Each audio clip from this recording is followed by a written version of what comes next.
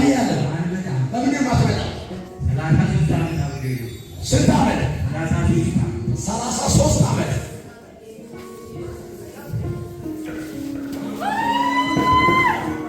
ተመልከቱ።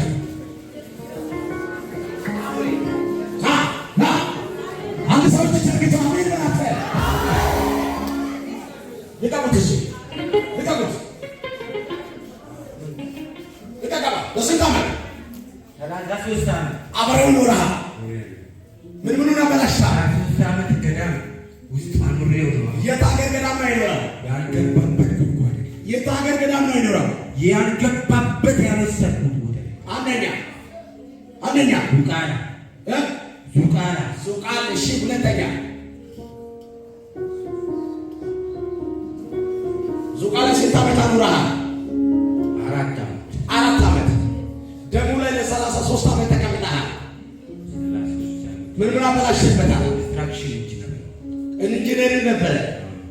ምን አበላሽተህበታል? ኢንጂነር ነው። እሺ ናሙር መኪና ነበረው። ቤት ነበረው። እሺ በሙሉ አሽጬው አሁን ልገለው ዛሬ ቀጠመሽ። ዛሬ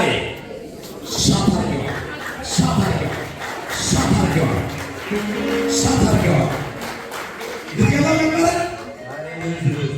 ወንዝ ልትወስደው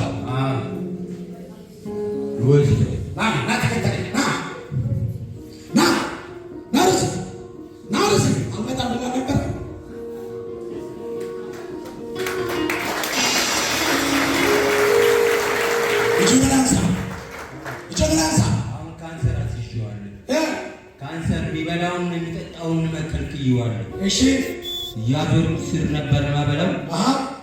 አሁን ምግቡ ባልመቻለ እሺ ቤስር ነበር ማበላ። ከየት ሀገር ነው የመጣው?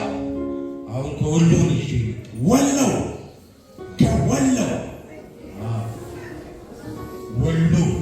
ወሎ ምን ምልክት አለ? ምልክታችን እኛ ብዙ ነው። እሱ ግን ኢየሱስ ቅዱሳኖች አይሞቱ እያለ ምንድን ነው? ቅዱሳኖች አይሞቱ ያለ አሜሪካን ሰደድ ብርሃን ታምላን ግብት ነው። እምቢ አለ። እጃንሳ ምልክቱ ምንድን ነው? ምልክት የላችሁ። ማሰቃየት ነው። ማንከራተት፣ ኢኮኖሚ ማበጣት፣ ደም ማስመጠጥ፣ ሀገርን ታናውጣላችሁ። አሁን አማራ ክልል በሙሉ ሰተነዋል። እምቢ አለ። ወሎ ላይ ያለው እምቢ አለን። አልታዘዛለን። እሺ አልታዘዝ ብሎን ያው ጭንቅላቱን ካንሰር ብለን ያው አውጀን 4 ወር ለሞት ጊዜ ቀርቶታል።